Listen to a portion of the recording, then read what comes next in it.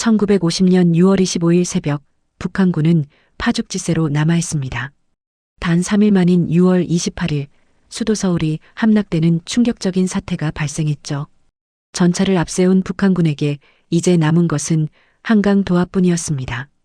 그러나 바로 여기서 전쟁의 흐름을 뒤바꾼 최대의 미스터리가 시작되는데요. 한국군이 절망 속에 한강 교량을 폭파했음에도 불구하고 북한군은 7월 1일까지 무려 3일간 한강 이북에서 진격을 멈춘 것입니다.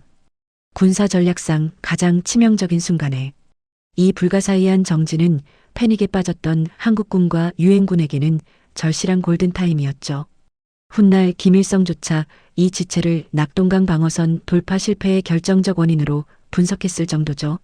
이 멈춤은 단순히 교량 파괴나 장비 부족 때문이 아니었습니다. 북한 지도부가 기대했던 남한 내 대규모 봉기라는 정치적 시나리오가 현실화되지 않았고, 또한 전선을 맞추기 위한 군사작전에 치명적인 불일치가 발생했기 때문이었죠.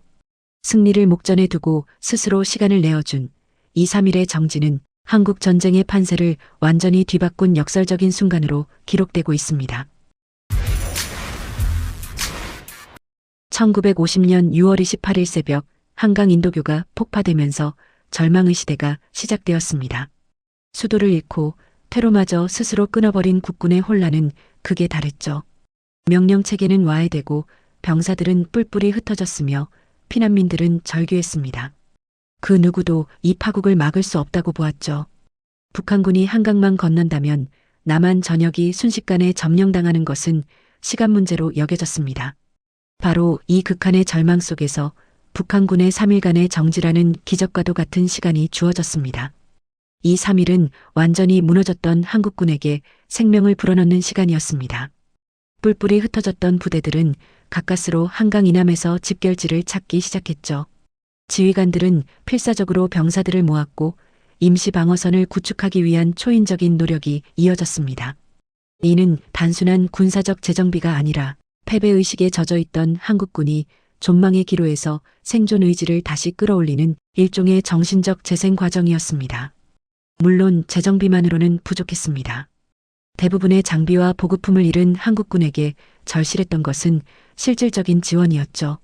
이 3일 동안 미군은 일본과 오키나와에서 급히 모은 최소한의 소총, 탄약, 의약품을 부산을 통해 한국군에게 전달하기 시작했습니다.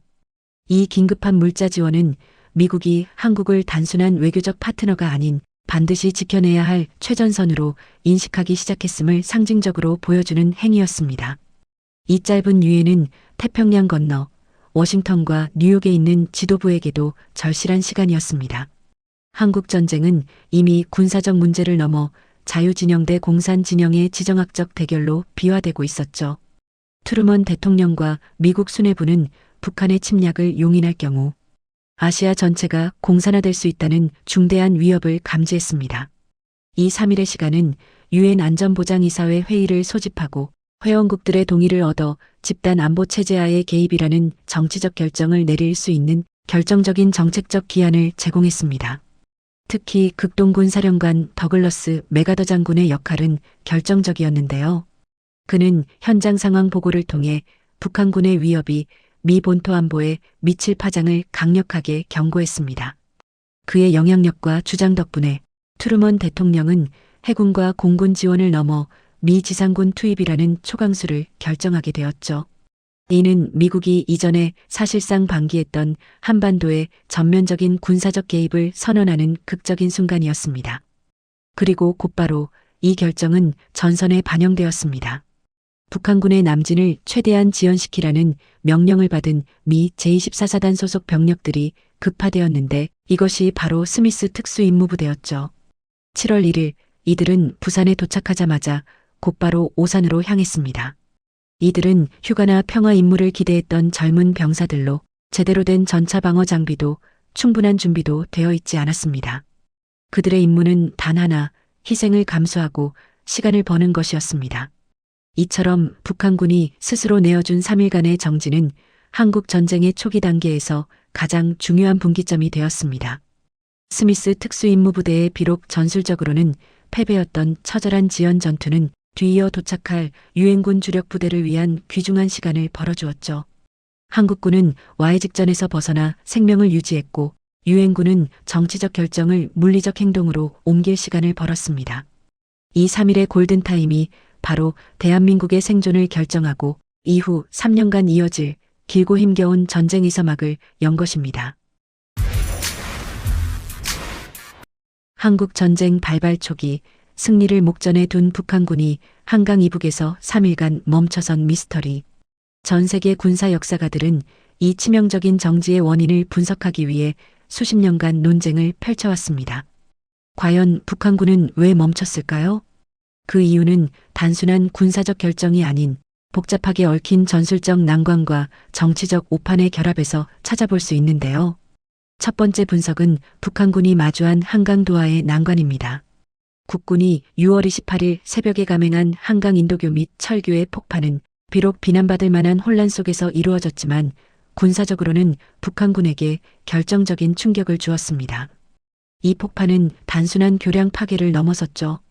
강철 구조물과 콘크리트가 강물 속으로 무너져 내리면서 북한군의 주력인 소련제 T-34 전차가 도하할 수 있는 모든 길을 물리적으로 차단했습니다. 북한군에게는 T-34 전차를 포함한 중장비를 신속하게 도하시킬 수 있는 공병 능력이 절대적으로 부족했습니다. 대규모 병력을 운송하기 위한 소련식 자주식 부교 시스템을 완벽하게 갖추지 못했죠. 그들의 작전 계획은 국군이 도하로를 남겨두거나 최소한 다리를 폭파할 시간조차 없을 정도로 신속하게 서울을 점령하는 것이었습니다. 그러나 현실은 달랐죠. 다급히 끌어모은 소형 보트나 뗏목으로는 수만 명의 병력과 대량의 보급품을 3일 안에 옮기는 것은 불가능했습니다. 특히 선봉되었던 T-34 전차 부대의 역할은 강 앞에서 완전히 마비되었습니다. 전차는 곧 북한군의 상징이자 심리적 무기였는데 한강이라는 거대한 자연 장애물 앞에서 그 위력이 사라져버린 것이죠. 전차는 강을 건널 수 없고 그들을 실어나를 수단도 없었습니다. 이 짧은 시간 동안 미군의 공군이 참전할 가능성까지 감안한다면 한강 북쪽에 대규모 병력을 밀집시키는 것은 군사적으로 엄청난 위험 부담이었습니다. 다음으로 북한군 진격 중단의 또 다른 핵심적인 이유인 서울 제한 점령론을 분석해 볼 차례입니다. 이는 진격의 중단이 단순히 물류의 문제가 아니라 김일성과 소련 지도부가 세운 정치적 목적이 군사적 목적보다 우위에 있었음을 시사하죠. 북한의 전쟁 목표는 단순히 한국군을 격파하는 것이 아니라 남한 전역을 무력으로 점령한 뒤 새로운 인민 정권을 수립하고 사회주의 개혁을 단행하는 것이 궁극적인 목표였죠. 서울은 이 새로운 정권의 심장이 되어야 했습니다. 따라서 서울을 불태우거나 무차별 폭격으로 파괴해서는 안 된다는 일종의 점령 규정이 존재했을 가능성이 높습니다. 북한군 수뇌부는 군사적 진격보다 서울 내부의 행정 및 정치 조직을 장악하고 숙청 작업을 시작하는 것을 우선순위에 두었던 것으로 보입니다. 이러한 정치적 목표는 소련식 중앙 집중형 계획 경제와 군사 교리의 경직성을 여실히 보여주는데요. 북한군의 작전 계획은 소련 고문단의 철저한 지도 아래 정해진 시간표대로 움직여야 했습니다. 계획은 한국군이 다리를 폭파하고 서울을 빠르게 버리고 도망칠 것이라는 변수를 예상하지 못했죠. 현장의 혼란과 즉각적인 도하 능력의 부족이라는 군사적 현실은 계획대로 되어야 한다는 공산주의 관료제의 철벽 같은 사고방식 앞에서 무력해졌던 것입니다.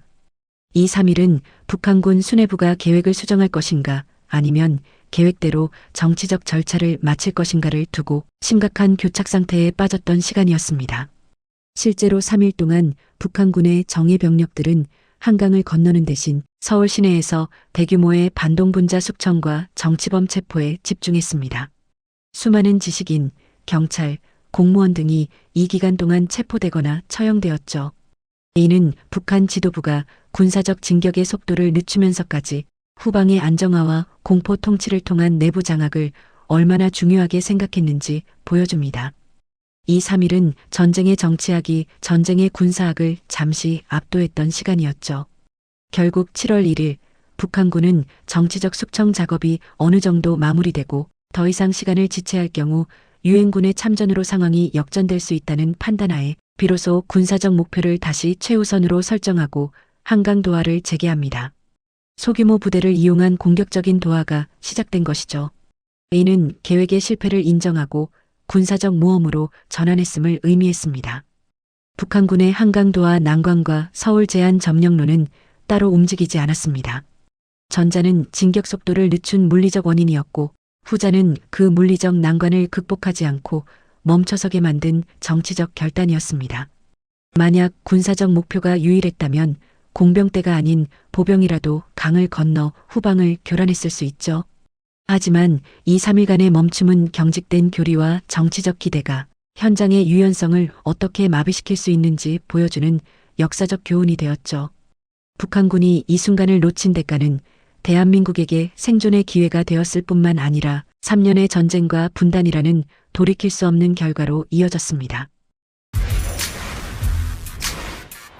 한국 전쟁을 일으킨 북한군의 침공 계획은 단순히 남하하는 것을 넘어선 매우 정교하지만 치명적인 오판을 담고 있는 작전이었습니다. 이 계획의 공식 명칭은 선제타격 작전이었죠. 이는 북한이 남한의 북침 준비에 맞서 부득이하게 선제적인 조치를 취했다는 정치적 명분을 내세우기 위한 것이었는데, 이처럼 계획의 시작부터 군사적 목표와 선전이라는 정치적 목표가 복잡하게 얽혀 있었습니다. 북한군 작전의 핵심은 소련의 중심 돌파 이론에 입각한 선멸전이었습니다. 목표는 단기전, 즉 한국군이 제대로 저항할 틈도 없이 지휘 체계를 무너뜨려 3주 안에 전 국토를 석권하는 번개 전쟁이었습니다. 이를 달성하기 위해 북한군은 주력 부대를 크게 두 개의 축으로 나누어 동시에 남진하도록 계획했습니다. 서울을 빠르게 우회하거나 점령한 후 남한의 심장부를 향해 맹렬히 진격하는 것이 첫 번째 목표였죠. 가장 중요한 축은 서부 전선이었습니다. 주력인 T-34 전차 부대는 서울을 거쳐 남한의 핵심 보급 및 교통 요충지인 수원으로 진격하는 임무를 맡았습니다. 수원은 서울 이남 지역의 철도와 도로가 만나는 병목 지점이었죠. 수원을 조기에 장악하는 것은 한국군이 후퇴하여 방어선을 재구축할 가능성을 원천적으로 차단하는 가장 효과적인 방법이었으므로 군사적 가치가 매우 높았습니다. 또 다른 축은 중동부 전선이었습니다. 북한군은 춘천 지역을 통해 남하하는 부대를 배치했습니다. 춘천은 단지 도시 하나를 점령하는 목표를 넘어 국군 주력 부대가 동쪽의 산악지대로 후퇴하거나 반격할 가능성을 차단하는 전략적 측면 보장의 역할을 맡았죠. 춘천을 통과하여 신속하게 후방으로 돌아들어가는 것은 서부 전선의 주력 부대가 서울에서 부담 없이 진격할 수 있도록 보장하는 핵심 전술이었습니다. 하지만 북한군 작전 계획의 첫 번째 중대한 오판은 바로 이 춘천 전투에서 발생했습니다. 북한군 수뇌부는 국군이 예상보다 강력하고 결사적인 방어 의지를 보일 것이라는 변수를 전혀 고려하지 않았습니다. 특히 춘천 지역의 국군은 북한군의 파상 공세를 며칠간 성공적으로 저지했고, 이는 북한군 작전 시간표 전체를 심각하게 지연시키는 결과를 낳았습니다. 이 춘천에서의 늦어짐은 서부 주력 부대의 서울 진격 속도와 시간적 동기화를 깨뜨리는 치명적인 균열이었죠. 북한의 이 작전 계획은 엄격한 시간표와 인간 행동에 대한 낙관적인 가정에 지나치게 의존했다는 한계를 안고 있습니다. 소련식 군사교리는 상대편의 정치적, 군사적 붕괴를 기정사실화하는 경향이 있었죠. 북한은 한국군이 정치적 분열 속에 자발적으로 와해될 것이라 확신했지만 춘천과 같은 현장에서는 예상치 못한 민족적 저항 의지가 발현되었습니다. 이처럼 경직된 관료주의적 계획이 현장의 유연성과 인간적 요소를 간과하면서 초기 작전은 실패의 늪에 빠지기 시작합니다. 결론적으로 북한군이 한강에서 3일간 멈춰설 수밖에 없었던 전략적 배경은 바로 이 춘천, 수원 축의 불균형이었습니다. 춘천이 막히면서 서부 전선의 주력은 측면 방어에 대한 부담을 안게 되었고, 서울 점령 직후에도 수원까지 신속하게 진격하지 못했죠. 북한의 초기 작전 계획은 속도와 동시성에 달려 있었는데 춘천의 지연은 수원의 조기 장악을 불가능하게 만들었고, 이는 결국 북한군이 한강 앞에서 다시 한번 전열을 가다듬는 시간을 강요당하는 결정적인 원인이 되었습니다. 한국 전쟁 최대의 미스터리, 북한군의 한강 앞 3일간의 멈춤. 앞선 분석에서 한강 교량 파괴와 정치적 목표의 우선순위가 언급되었지만 전쟁의 판도를 바꾼 결정적인 원인은 서울 서부 전선이 아닌 동부의 산악지대에서 벌어진 처절한 방어 전투에서 찾아볼 수 있습니다. 바로 춘천 홍천 전투입니다. 이 전투는 단지 국군의 용감함을 보여준 것을 넘어 북한군의 정교한 작전 계획 전체를 뿌리째 흔들어 놓았던 치명적인 균열이었죠. 북한군의 작전 계획은 두 축의 완벽한 동시성에 의존하고 있었습니다. 주력 부대가 서울을 점령할 때 제2군단은 춘천과 홍천을 신속하게 돌파하여 한국군 주력의 퇴로를 막고 측면을 완전히 포위하는 것이 임무였죠. 이 측면 포위 기동이 성공해야만 한강 도하 후에도 국군이 방어선을 구축하지 못하고 그대로 무너질 수 있었습니다. 춘천에서의 속도는 한강 도하를 위한 군사적 허가증과 같았죠. 하지만 춘천에서는 북한군이 상상치 못한 강력한 저항에 부딪혔습니다. 당시 춘천 일대를 방어하고 있던 것은 한국군 제6사단이었습니다. 열악한 장비와 전력에도 불구하고 6사단은 북한군의 압도적인 공세에 맞서 며칠 밤낮을 버텨냈죠. 이는 단순히 방어에 성공한 것을 넘어 북한군 2군단의 진격을 4일 이상 지연시키는 엄청난 전략적 성과로 이어졌습니다. 춘천 시가지에서는 처절한 시가전이 벌어졌습니다. 특히 6사단은 북한군의 T-34 전차를 격파하는데 혁혁한 공을 세웠는데 대전차포가 부족했던 상황에서 용감한 병사들은 6탄으로 대전차 지뢰를 부착하거나 105mm 곡사포를 직사로 발사하는 비정상적인 전술까지 감행했죠. 이처럼 압도적인 화력 차이에도 불구하고 북한군에게 상당한 피해를 입혔다는 사실은 북한군의 작전 시간표에 인간의 의지라는 변수가 얼마나 파괴적일 수 있는지 보여주었습니다. 이 전투에서 북한군 2사단의 전차 부대와 주력 연대 다수가 괴멸적인 타격을 입고 발이 묶였습니다. 이는 북한군 수뇌부에게 충격 그 자체였습니다. T-34 전차는 승리의 상징이었는데 불과 며칠 만에 산악지대에서 무력화되는 장면은 심리적으로도 큰 패배감을 안겼죠. 춘천에서 멈춘 시간은 북한군이 자신들의 전력, 우위와 작전 속도에 대해 가졌던 맹목적인 자신감을 산산조각 냈습니다. 6사단은 춘천을 며칠간 지킨 후 부대가 포위당하는 것을 피하기 위해 홍천 방면으로 전략적인 철수를 감행했습니다. 중요한 점은 이들이 단순히 후퇴한 것이 아니라 조직적으로 적의 추격을 지연시키면서 철수했다는 사실입니다. 이는 군사적 능력의 보존은 물론 북한군에게 계속해서 압박감을 주어 진격을 더욱 늦추는 결과를 낳았죠. 이 춘천 홍천 축이 굳건히 버틴 덕분에 서부 전선에 무너진 국군도 어느 정도의 시간적 여유를 얻을 수 있었던 것입니다. 이 전투의 결과는 한강에서의 3일 지연과 직접적으로 연결됩니다.